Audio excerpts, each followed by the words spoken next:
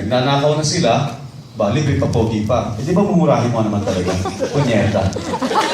Eh, isipin mo naman, hindi ko naman nakalain na pagbalik ko rito pagkatapos ng mahabang panahon kailangan ko mag-English para maintindihan ako ng kapwa ko.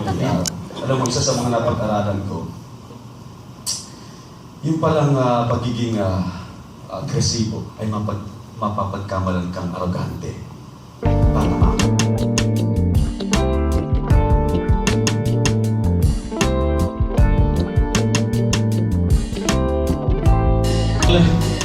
Magmula nang lumabas yung pelikula ko, dumami yung mga imbitasyon ko ng mga pananalita, iba't ibang organisasyon. Mga organisasyon sa eskwelahan, mga guro, mga estudyante, mga manggagawa, mga nagtitinda ng gamot, mga nagtitinda ng bahay, mga amo nila, mga opisyal ng mga gobyerno, ng pamahalaan, pati mga Pilipino sa Amerika, Pilipino sa Europa.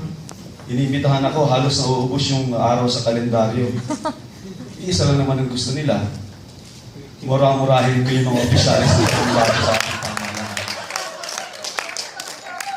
Gusto nila mura-murahin ko yung mga opisyalis at yung mga empleyado ng NAIA dahil daw pinapahiya tayo sa bayan natin at sa ibang bansa. Gusto nilang mura-murahin kayo mga pulis na ginagawa nilang oportunidad kaysa sa tungkulin yung kanilang pagiging pulis. Pero sabi ko meron na yatang may trabaho nun yung isa sa mga announcer sa radyo. Parang kayo kanya yatang agawin yun. Gusto nilang mura-murahin ko itong mga amo ng mga pulis, itong mga opisyalis nila. Dahil natutuliro kung saan napupunta yung bala. Nung kapanahon na namin, nagtitipid kami sa bala. Ngayon kung saan traveling ko at maleta na pupunta. Gusto nilang murah-murahin itong mga ito, ka-level ko itong mga general na ito na gumagawa ng mga infrastruktura, mga proyekto, pero kinikickback naman nila sa halip na binibigay sa mga sweldo ng kanilang sundalo. Yan, nagkakaroon sila ng condominium sa ibang bansa, may mga bahay na puti pa kung saan. Hindi ko maintindihan. Gusto nila murah-murahin kayong mga congressman na 75 million ang kanilang budget bawat isa. Isipin mo, isang taon, 75 million ang budget ng isang congressman. Pero pinapagawa lang naman nila mga kalsada, yung mga basketball court, mga waiting shed, mga sira daw na kalsada. Tapos kung ano-ano, na doble-doble, milyon-milyon ang presyo, pinapatungan nila. At ginagawa pa nilang oportunidad yun para magpapogi, Ito ay proyekto ni Congressman Katindig-Tindig. Pero galing sa mga buwis nating lahat. Di ba? Nagnanakaw na sila, libre pa, pogi pa. Eh, di ba mumurahin mo naman talaga? Punyeta. Gusto nila murahin ko yung mga senador na ang tagal na nga namang mga nakaupo, gumagawa ng mga batas, sila naman yung lumalabag sa batas. Di ba? Gusto nila murahin ko yung mga magkakamag-anak magmula sa kagawad hanggang sa kapitan, konsehal hanggang sa mayor, magkakamag-anak, apo hanggang lolo, tapos magmula mayor hanggang sa congressman, hanggang sa senador, magkakamag-anak, magkakasawa, mag-aama, hanggang sa susunod na, mahirap sabihin yung susunod na posisyon kasi isang tao lang yun Yun na yung congressman, 24 yun, lampas 100, yung senador, 24. Pag yung kasunod na posisyon, pag sinabi yun, parang sinabi mo na rin, di ba? Masakir na naman ako parang nagdagdag niya ako ng bata.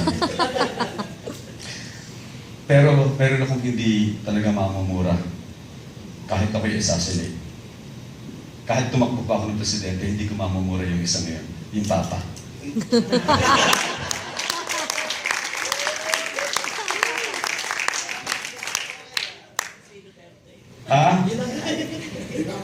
Sino? Hindi ko pa yata siya nakikilala. Pero nagbago na ako Nagbago na ako. Isipin mo naman, hindi ko naman nakalain na pagbalik ko rito pagkatapos ng mahabang panahon kailangan ko mag-English para maintindihan ako ng kapwa ko Pilipino. Ba't tinawag pa natin Pilipino ang sarili natin? English naman tayo na Inglesan. That's absurd! That's absurd! Diba? Kaya marunong na rin ako ngayon ng, tinatanggap ko na rin naman ng English kasi nung panahon namin, Espanyol din naman kami ng Espanyol, di ba? Hindi ngayon naman kung talagang kailangan ko English, hindi nag-aaral na rin naman ako ng mga konti-konting English. Saka marunong na ako magpa-PR. Alam mo, isa sa mga napag-aralan ko, yung palang pagiging agresibo, pag walang diplomasiya, ay mapapagkamalan kang arrogante. Tatamaan ka ng bala. Oh, relevant yan sa inyo, ha? Sa mga amo nyo at sa mga boss nyo, kahit tama kayo, pag kayo ay walang diplomasya, pagmumukha kayong arrogante, kahit kung tutuusin okay lang sanang pagiging agresibo. Yun, medyo may biya na tayo, kaya ang tawag naman sa akin ngayon, ako yung tinawag ko sa sarili kong renewed general. At saka, ang PR, siyempre dapat yung totoo. Public relation, yung aking pakikisalamuha at relasyon ko sa publiko, dapat maayos talaga. Yun totoo, babaguhin ko ang sarili ko. Diplomasiya, dapat talagang totoo. Kung may tungkulin ka, dapat yung tungkulin mo, gagawin mo talaga. Kung ikaw ay maglilingkod, ikaw ay opisyal, dapat maglilingkod ka. Hindi magpapapicture ka lang, magbubudel-budel fight ka doon sa mga mahihirap na ganyan, magpapapicture ka gano'n, tapos magkakarga ka ng batang gusgusin, meron kang mga matatandang akapin na taga-squatter, pagkatapos, ninanakawan mo naman sila. Parang, absurd. Hindi naman yung talent portion. Napagandahan ng pagalingan ng pag-arte sa harap ng camera. Kaya iwanan nyo na yung kay Jan Arcilla. Yan. So, nagbago na nga ako. Renewed general na nga ang tawag sa akin. Tawag ko naman yun sa sarili ko. Isipin mo na lang, itong pag-English na ganyan, kahit naman paano, meron na rin akong natutunan. Saka marunong na ako makibagay. Sabi ko nga, natuto na ako doon sa nakaraan. Kaya ang pinapakisamahan ko ngayon, yung mga millennials, di ba? Pag-asa ng bayan ay ang kabataan. Sabi ni Rizal, kabataan ng pag-asa ng bayan. So marunong ako ng immersion. Nag-immerse na ako sa mga kabataan. Kaya marami rin akong natututunan sa kanila. Kagaya ng mga bullshit. Motherfucker. What the hell? Diba? Wait. Mag-breakfast ako. May I take a shot on my breakfast? Lunch. May I take a shot on my lunch? Dinner. Oh. Shot on my soup. Yan. My weeks. Yung mga natutunan ko sa mga millennials na pag-asa ng bayan. Alam mo, itong si paring Rizal, kaibigan ko yan Kaibigan ko yan sila Marcelo del Pilar. Nag-iinuman kami yan sa Paris. Kasama yung kuya ko, si Juan Luna. Inuman kami sa Barcelona, sa Madrid. Pero medyo diskumpiyado ako sa silitang yun Pag-asa ng bayan, ang kabataan ng pag-asa ng bayan. Hindi lagi na lang tayo naasa sa mga kabataan, tapos mag-mess around tayo dito sa ating pamahalaan, sa ating buhay. Ngayon, susunod naman ang pag-asa ng bayan, yung kabataan Pagtandaan nila, yun na naman ang kanilang dahilan Yung mga kabataan ng pag-asa ng bayan, pagtandaan yung mga kabataan. So, kailan pa tayo asa sa sarili natin kung puro laging yung mababang henerasyon yung inaasahan natin? Baka kaya hindi tayo nagbabago dahil ang tunay na pag-asa ng bayan ay tayong lahat. Bata at matanda, susugod tayo sa gera. Kagaya ng ginawa ko, diretso. Sugod tayo sa gera, hindi ang kabataan ng tayong lahat. Bata, matanda, bakla, tomboy, lahat. Pag-asa ng bayan. Diba? Isipin mo na lang. Alam ba ninyo? Pinag-uusapan din natin ng millennials sa kaya English na yan. In-interview ko si Jan Arcilla bago ako nagpagkaroon. Para naman updated, di ba? Mukhang malapit na bumagsak yung video. Kulang ng kanin. Para updated, syempre. In-interview ko siya. Batas lang. In-interview naman niya ako bago niya ginawa yung pelikula. Pinagbigyan ko siya. Sabi niya para daw swak na swak yung characterization. Ayan, binigyan ko siya ng input. Tingnan mo naman yung acting niya, di ba? Pag-entry sa Oscars. Ano? Pag-entry na rin sa Globe, sa Golden Globe. Dahil sa input ko. Tapos sabi niya sa akin, Magmula doon nung gawin niya yung pelikula, itong mga kabataan, millennials, English speaking from different international schools. Sabi sa kanya, sabi ko marunong na rin ako niyan. Sabi rin sa kanya, Sir John, thank you so much for making this film. Suddenly, we are so proud of our roots. Sabi daw sa kanya. Of course, sabi ni John, pag sinasabing you, alam naman niya ang ibig sabihin ng you. Lahat, pati yung artikulo 1 team, yung director, yung writer, hindi naman niya kinekredit sa sarili lang niya yun. So, naisip-isip ko, itong mga kabataan, nung mapanood daw nila yung pelikula na yun, o pelikula ko, biglang laging interesado sila sa history natin. English-speaking students, suddenly they love our country. So na-realize ko, nationalism has nothing to do with language, with languages. Patriotism is beyond language.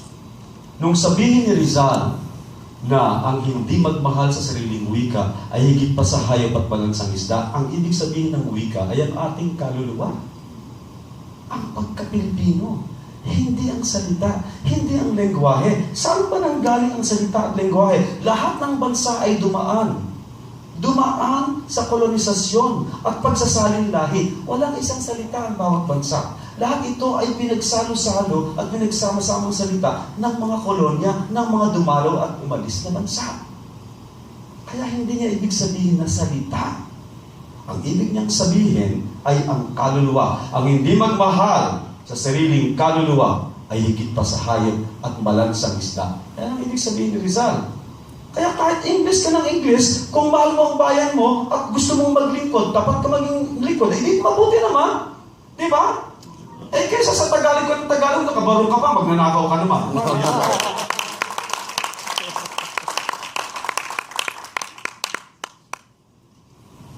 Ayun, kaya napag-isip-isip ko, tama nga naman pala. Tama nga naman pala na may dahilan kung bakit ako naimbitahan dito. Pagkatapos ng mahabang pamamahinga. Isipin mo na lang yun, ano? Ang tagal-tagal ko namamahinga yung pala hanggang ngayon. Buhay pa rin pala sila Buen Camino at Paterno. Kaya tinatanong kayo kanina sa umpisa, kung okay na ba kayo? Ayos na kayo niyan? Okay, 100 at 20 taon na nakakalipas, nandito pa rin sa Paterno. Parang ako yata gusto ko nang bumalik sa pinanggalingan ito. Dahil parang gusto ko na magsawa sa sitwasyon na ito. Iniimbitahan niyo na naman ako. Inistorbo niyo pa ako. Yung nga pala naintindihan ko. Buhay pa pala sina Paterno at sina Buen Camino sa panahon ngayon. Yung mga tao mas inuuna ang negosyo kaysa kalayaan, inuuna ang sarili kaysa bayan. Yung kapareho nila Mascato at Manolino, na mas inuuna nila yung pamamasyal kaysa pagtupad sa kanilang tungkulin bilang opisyal ng bayan o bilang opisyal ng isang organisasyon. Si Hanolino, na mas inuuna niya na patayin, barilin, saksakin ang kanyang kababayan na gusto ng pagbabago. Yung ayaw sumama sa kanilang katiwalian ay pinapatay niya. Sinasaksak niya. Buhay pa rin pala.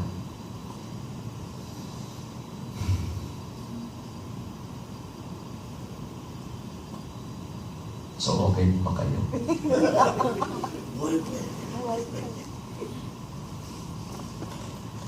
Meron akong pangarap. Gusto ko, sana, wish ko sa inyo pagdating ng panahon. Magustuhan pa rin yung balik-tanawin ng ating kasaysayan bilang mga Pilipino. At sana, ang sasabihin natin, yan, ganyan kami noon, salamat na lang, at hindi na kami ganyan ngayon. Hashtag New Pilipinas. Nyeta.